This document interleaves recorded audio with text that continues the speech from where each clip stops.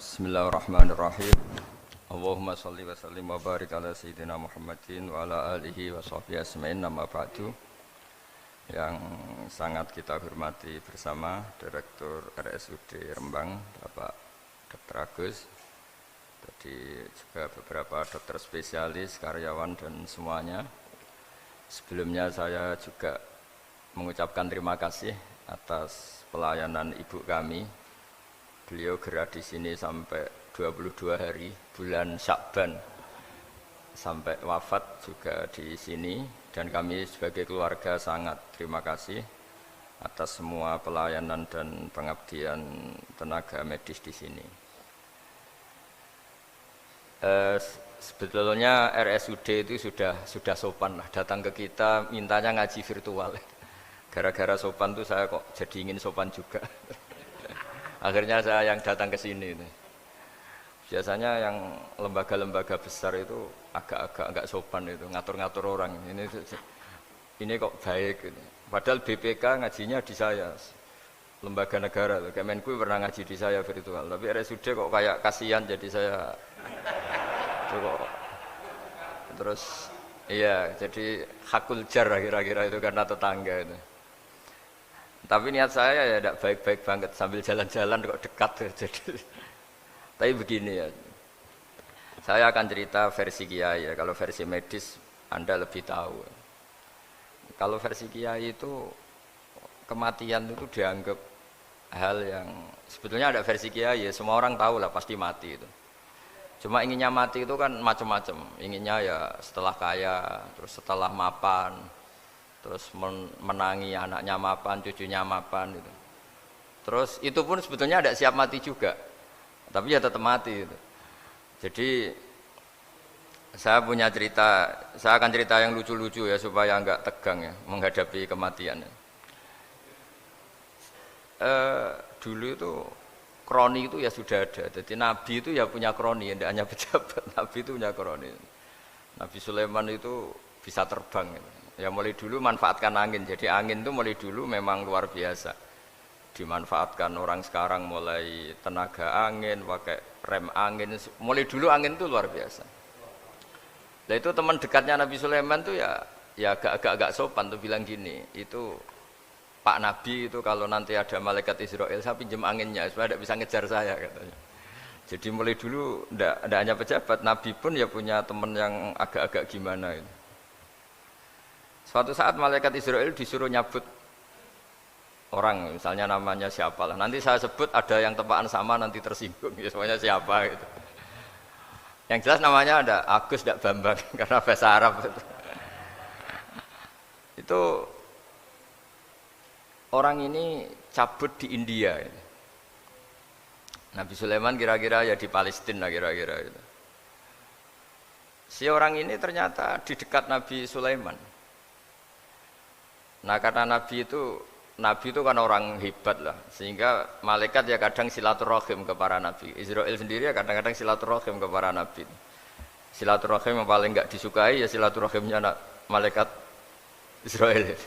Datang ke Nabi Sulaiman, sebenarnya niatnya silaturahim. Ternyata ketemu orang itu, kaget malaikatnya. Waduh ini gimana ini? Kok saya disuruh nyabut di India, kok orangnya di Palestina? Nabi Sulaiman kira-kira di kawasan Palestina, di wilayah yang katanya Israel itu. Karena Palestina kita tahu kan, menurut pemerintahan Israel itu wilayah Israel, menurut Palestina pemerintahan apa? Palestina. Tapi Indonesia alhamdulillah sampai sekarang itu enggak mau atau tidak punya hubungan diplomatik dengan apa? Israel. Sehingga kita harus istilahkan Palestina untuk warga Indonesia.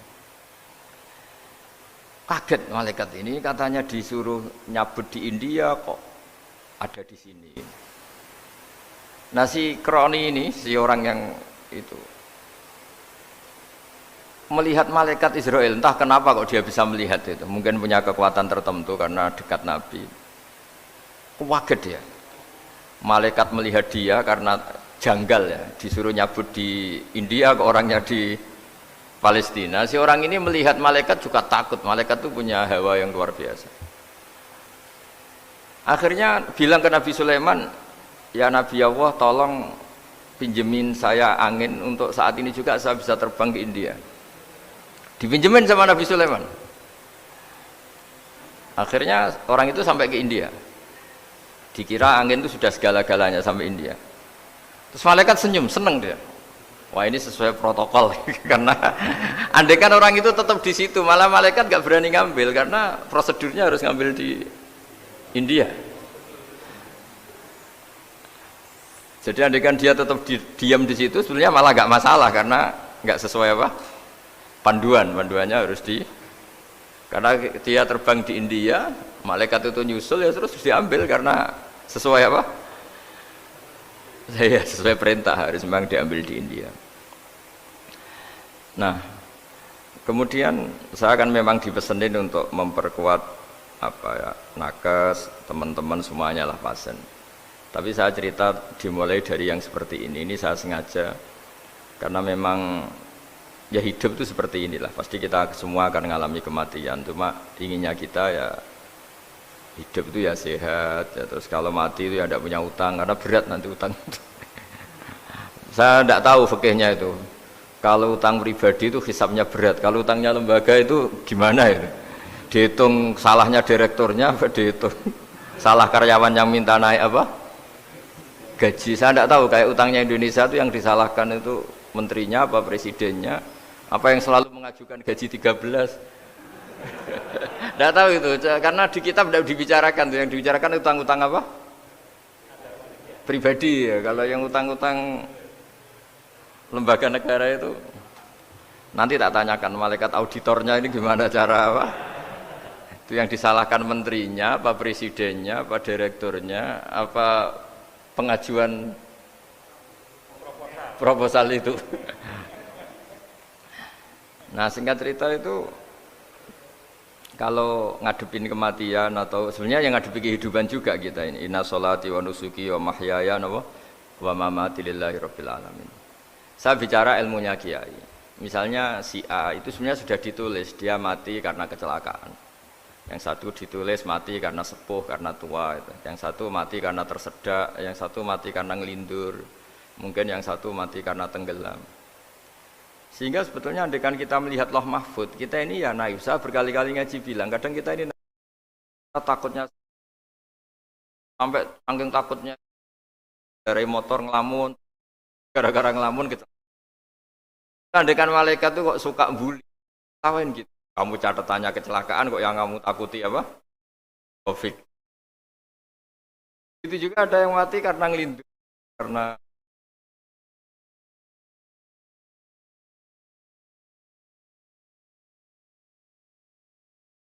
takut kan, takut Pak.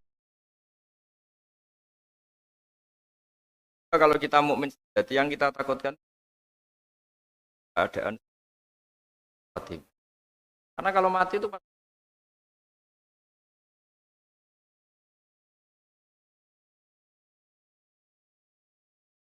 ya cara Islam mengingatkan kematian. Bangunnya ini ketemu. Nah, kemudian kali itu pasti terkal yang mungkin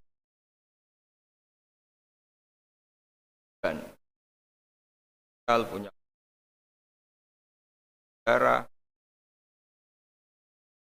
Tentang sejarah misalnya kita pernah hidup menanamkan kebencian sesama itu terus ke bawah. Anak cucu kita dikandani jogeman cocok wong iku musuhnya bapakmu, mbahmu itu. Sehingga anak cucu itu dendamnya diwariskan. Wong dendam kok dia apa? Wariskan.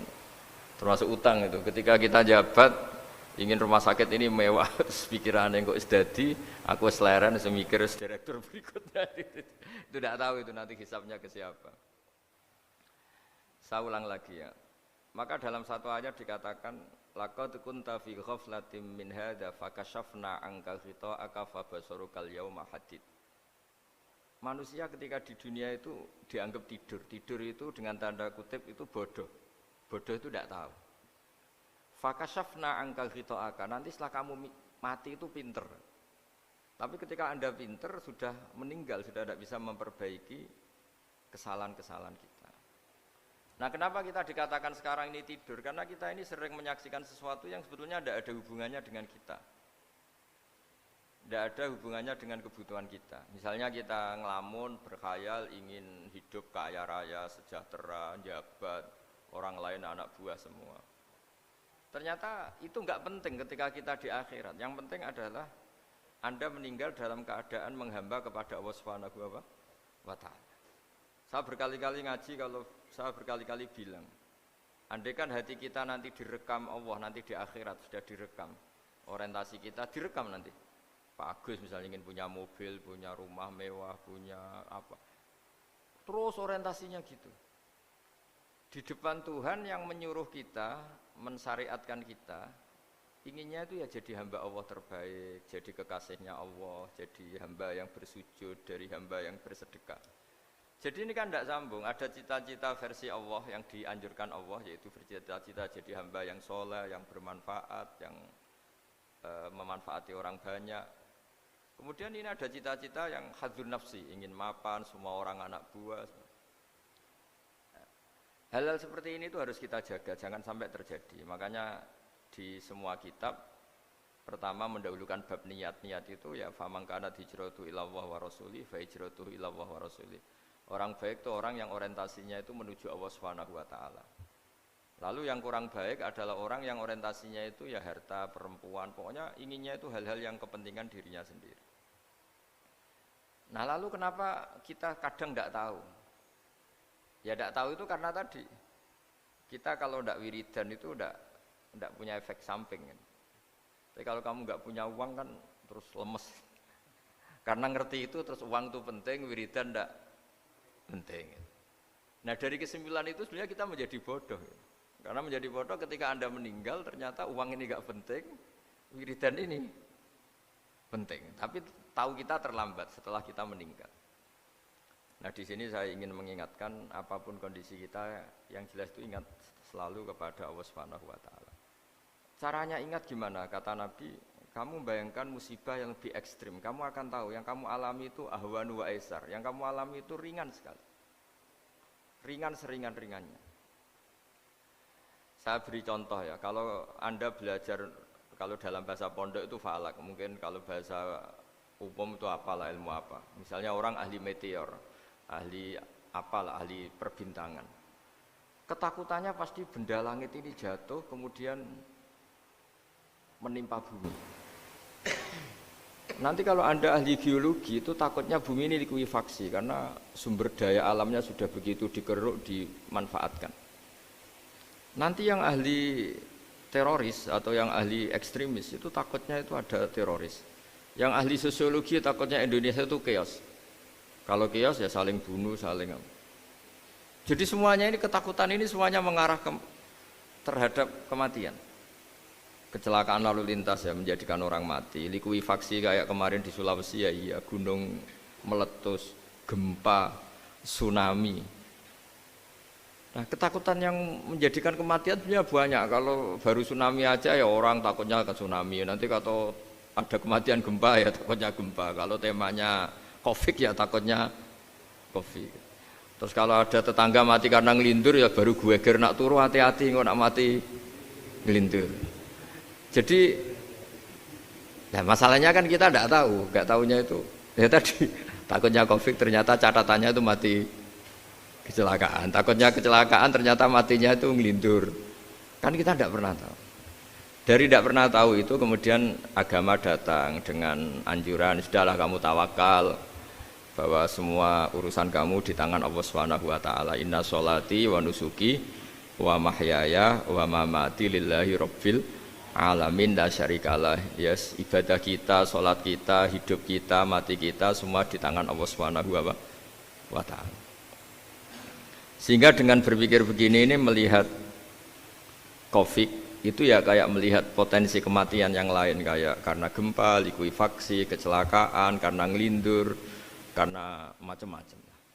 Kenapa saya membuat atau menyarankan ya supaya orang berpikir demikian, supaya bersyukur bahwa kita ini dihimpit, disekelilingi penyebab kematian tadi. Kalau kita ahli meteorologi mungkin takutnya itu asteroid jatuh, terus kemudian meteor jatuh yang nggak habis digesek oleh sistem alam, terus macam-macam. Yang ahli gempa juga takutnya gempa, yang ahli tsunami takutnya tsunami, yang ahli sosial takutnya Indonesia chaos, kemudian saling apa? Bunuh, saling apa dan sebagainya dan sebagainya. Nah, dengan keadaan seperti ini kita ini baik sekali. Bukan sekedar baik sekali. Kita tidak mengalami chaos sosial, kita tidak mengalami likuifaksi, kita tidak mengalami benturan benda langit di bumi kita. Karena itu sekali terjadi, bukan 1-2 lagi, tapi habis seluruh Indonesia, mungkin seluruh dunia. Nah, di sini cara Allah membuat kita selalu bersyukur bahwa hal-hal itu tidak terjadi. Jadi ada sebuah ayat yang Allah selalu mengingatkan, A'amintum man fis sama ayyakhsifa bikumul ardo fa idza hiya tamur. Kamu mbok ya sekali-kali berpikir, bumi ini justru potensinya itu likuifaksi, potensinya itu hancur karena di bawah itu ada magma, ada apa minyak, ada macam-macam. Ini kan di bawah ini kan ngerongkong cara Jawa itu karena diambilin terus. Piro-piro diambil yaene ya ono masih bisa dipakai. Belum sistem bumi sendiri, wafil ardi kita mutajawirat, bumi sendiri itu berupa lempengan-lempengan. Setiap saat itu potensinya geser, sekali geser ya jadi gempa itu. Terus belum benda langit yang potensinya juga jatuh, sekali jatuh ya habis kita. Jadi yang kita ini dikepung sekian potensi yang bisa menghancurkan kita. Tapi nyatanya, mulai Nabi Adam sampai sekarang tuh ada kehidupan, ada khayal. Sing Joko yang kepengen payu rabi, mungkin sing wis payu rabi ya mbah kepengen mbah roh. Macam-macam lah. Tapi yang jelas itu wong dikepung kematian kok ya khayalnya masih tinggi gitu. Lah enggak pernah ngayal ya orang yang utang ditagih itu, gak kober ngayal. Soalnya wedine tanggal kredit itu. Tapi ini saya cerita supaya orang Indonesia itu ngerti lah bahwa yang ngepung kita itu tidak hanya Covid. Banyak. Makanya orang Arab itu kalau ngendikan itu wa man lam yamut bisayfi mata bi khairihi ta'addadatil asbab wal maut wahidu. Karena orang Arab itu kan dulu Arab sebelum Islam itu kan satu kabilah nyerang kabilah yang lain. Wah itu kan harus butuh orang-orang tangguh karena dulu sistem rezekinya ya kayak sistem Indonesia dulu lah. Kerajaan ini nyerang ini supaya satu kerajaan punya eksistensi harus mengalahkan kerajaan yang lain. Bahkan cerita-cerita itu sama lah di Indonesia di mana-mana. Nah itu pemuda-pemuda yang gagah berani itu karena punya pegangan tadi. Wa man lam yamut bisayfi toh mata biwirihi. Kalau kamu tidak mati di medan perang ya tetap aja mati juga. Sehingga mereka kendel gitu kata cerita orang dulu. Ta'addadatil asbab wal maut wahidu. Sebab kematian bisa macam-macam, tapi kesimpulannya tetap saja namanya mati. Lalu Islam itu mengajarkan aksiru min dzikri hadhimil ladzat. Kamu harus banyak ingat mati. Tapi uniknya Islam itu menyuruh ingat mati itu disuruh justru semangat hidup. Karena kita butuh bekal itu. Jadi kalau kamu ingat mati itu jangan terus loyo, terus nunggu takdir mati itu enggak, malah disuruh semangat. Nah, tenaga medis semangat mengobati pasien, yang pasien juga semangat apa? Mensupport dirinya supaya punya keberanian hidup. Corong Jawa nunggoni anak, nunggoni putu. Kalau saya sebagai kiai ya nunggoni santri, nunggoni umat.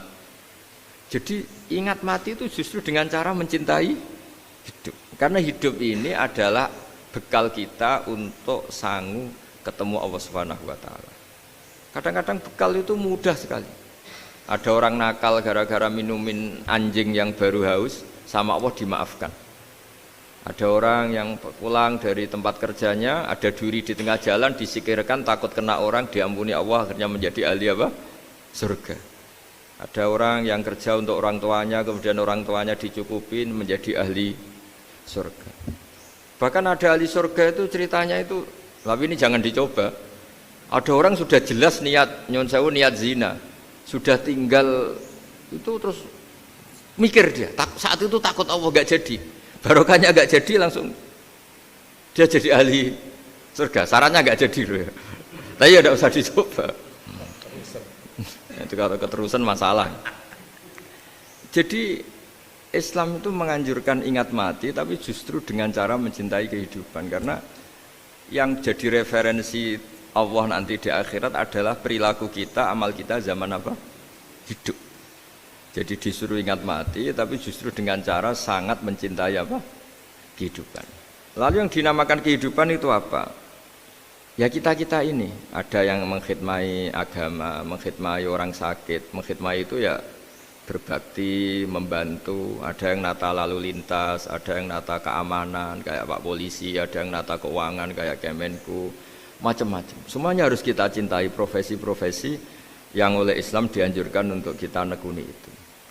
Jadi saya mohon lewat cerita ini orang itu tidak fokus takut Covid. Kasihan Covid kan jadi tersangka pembunuh sini itu. Padahal di kampung-kampung orang lugu-lugu yang saking nggak ngertinya itu kalau dikasih sumbangan tuh katanya itu salam ning Covid matur nuwun. Itu ribet kalau orang lugu-lugu itu. Dikira Covid itu satu makhluk atau manusia yang apa? Nyumbang itu. Jadi saya mohon semohon-mohonnya, minta seminta-mintanya sampean harus ngitung nikmat lah. Dengan sistem meteor seperti itu di langit tidak jatuh ke kita, sistem bumi yang sudah ngerongkong gini tidak likuifaksi, terus di dunia ini banyak kimia, banyak racun itu kalau misalnya meledak kemudian dibawa angin mungkin matinya lebih massal. Ternyata semua itu tidak terjadi. Artinya nikmat yang sekarang kita dapatkan, kita nikmati sekarang itu jauh lebih besar ketimbang ketakutan kita. Nah, ini Islam selalu menganjurkan fazkuru ala Allah la'allakum tuflihun. Selalu ingat sisi-sisi nikmatnya Allah. Kamu jangan hanya sisi wah kita dikepung Covid, kita punya istri judes, punya anak enggak nurut, punya atasan sadis, punya anak buah enggak loyal. Kalau gitu terus ya kamu enggak berani hidup. Yang diingat masalah terus. Itu salah, hidup seperti itu salah menurut Islam. Yang Islam menganjurkan fazkuru ala Allah, kamu ingat sisi-sisi nikmatnya Allah, bukan sisi-sisi kita hidup itu diuji. Saya punya sekian cerita ulama-ulama yang unik yang punya nasihat itu. Jadi ada orang kaya raya dulu temannya banyak, anak buahnya banyak. Suatu saat dia miskin terus gak ada yang berkunjung. Terus dia ngeluh, curhat ke ulama itu. Ketika saya kaya yang berkunjung banyak, ketika saya miskin kok nggak ada yang berkunjung, kurang ajar betul teman-teman saya. Terus kata kiai itu lucu kalau ada nih, ya bagus gitu dong ketika anda miskin sudah ada yang berkunjung. Loh kok bisa? Ya misalnya kamu sekarang jadi buruhnya orang, pas disuruh-suruh dibentak-bentak, terus teman kamu udah datang, malah kamu jadi tontonan toh. Mendingan nggak udah datang, jadi kamu ketika buruh orang nggak malu karena teman-teman kamu sudah tidak datang. Ya alhamdulillah kalau gitu ya. Jadi dulu satu hal yang dia dulu nganggap problem, iya kan kalau kamu misalnya dulu kaya temannya banyak jabat terus yang takut banyak. Ketika sudah miskin Yun Sawu jadi buruhnya orang disuruh-suruh terus teman kamu tetap do datang. Siap nggak ada? Siap datang apa siap tidak datang? Lebih siap tidak datang sebetulnya kan? Karena nggak jadi tonton. Akhirnya dia sadar. Ya gitu kalau dikeluhin istri saya ini judes sering marahin gini-gini. Ya bagus dong marahin kamu. Kalau marahin tetangga malah masalah kan. Coba kamu punya istri kalau marahin orang lain pusing enggak?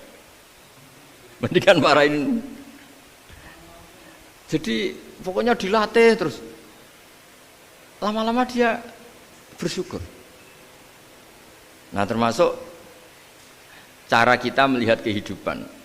Ada doa Rasulullah SAW yang luar biasa, ya Allah jadikan kehidupan ini sebagai penambahan saya untuk berbuat baik. Wal mau tarohatan li min kulli syarrin, kalau saya engkau takdir mati ya anggap mawon ini mati itu berakhirnya semua potensi keburukan saya. Orang itu kan potensinya dua, buruk betul atau potensi buruk. Mungkin sekarang kita tidak korupsi, tapi saja suatu saat kita korupsi. Mungkin sekarang kita tidak salah, suatu saat potensi salah. Dan mati itu mengakhiri itu semua. Makanya saya berkali-kali cerita kalau ngaji, kalau orang-orang alim NU itu kalau ada bajingan mati tetap dia sekseni ini baik dia. Itu tetangganya enggak mau semua.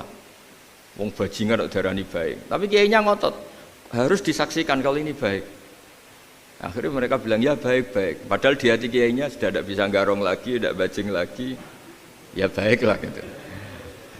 Jadi sehingga orang-orang soleh itu melihat hidup itu ya biasa, melihat mati itu biasa, karena hidup adalah sarana kita menambah kebaikan dan mati adalah akhir dari segala keburukan kita atau potensi keburukan kita. Jadi Islam itu mengajarkan kita gimana menghadapi kehidupan, juga gimana menghadapi apa? kematian. Jadi saya ulang lagi itu ajaran-ajaran Islam yang luar biasa. Jadi ij'alil hayata ziyadatan li fi kulli khairin wal mauta rohatan li min kulli syarrin. Jadi hidup menambah kebaikan, kalau kita mati anggap saja mengakhiri semua buruk kita kalau kita sedang buruk atau potensi keburukan kita. Saya cerita ringan tapi supaya diingat-ingat. Jadi kalau kita yang nekuni, saya tadi kan sudah bilang, kita kiai yang nekuni ilmu itu, ya tadi kita agak fokus bicara Covid. Inna Allaha yumsikus samawati wal ardo antazula wala in zalata in amsakahuma min ahadim min ba'dih. Kalau kamu ahli meteorologi kan melihat ini jatuh, jumlahnya besarnya sekian. Ini kalau digesek oleh atmosfer paling masih sekian, kayak kemarin Januari kan hujan meteor yang sering kena Lampung kemarin. Terus di mana-mana mesti takut kamu itu. Kalau kamu ahli gempa takutnya itu ya pergeseran lempengan bumi. Kalau kamu ahli tsunami ya takutnya tsunami. Kalau ahli sosiologi ya takutnya chaos sosial ya, sama kamu medis ya takutnya penyakit yang menular, penyakit seperti ini. Oke, kita sekarang fokus menghadapi Covid dan kita selalu berharap supaya Indonesia terbebas dari apa? Covid dan musibah-musibah yang lain. Ya tadi apa gunanya terbebas dari Covid tapi chaos sosial? Kayak apa terus kita, sehingga Islam selalu mengajarkan harus disyukuri lah bahwa kita sekarang alhamdulillah kita hidup harmonis, kita kata Mbah Mun Bhinneka Tunggal Ika itu dingendikakno terus yang terakhir masalah air itu sumber kehidupan. Di antara Allah mengingatkan kita adalah kul ara'aitum in asbaha ma'ukum ghoron famay ya'tikum bima imma'in. Bumi ini kan bawahnya ada magma terus ada air. Normalnya air itu enggak ada. Secara teori itu normalnya air itu enggak ada karena bumi itu kan kalau ada air kan meresap. Sudah meresap bawahnya itu ada minyak, ada magma, harusnya air itu tersedot habis. Tapi orang saking angkuhnya, saking cueknya ngira air itu malah potensinya itu abadi.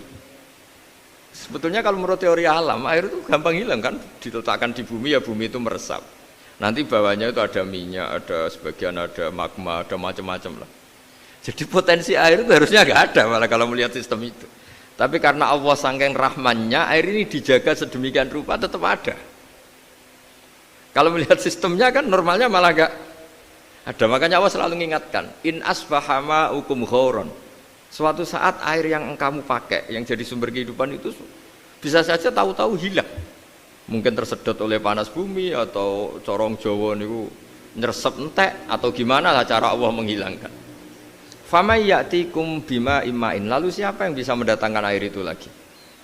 Ini kata para hafid, ini yang kata guru-guru ya, termasuk yang dikatakan Pak Mukhtar ini. Nanti orang harus ngendikan menjawab Allahu Rabbul Alamin. Hanya Allah sendiri yang bisa mengatur air ini selalu ada. Ya, coba kalau kamu pikir kan air kamu sokkan di bumi kan mesti langsung hilang, meresap ke bumi.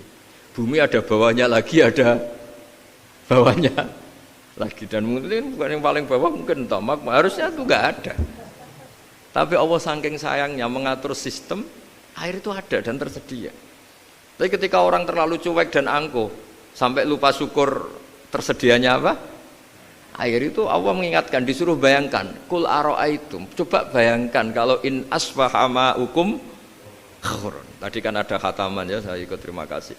Bayangkan kalau air suatu saat itu ghoron menjadi hilang.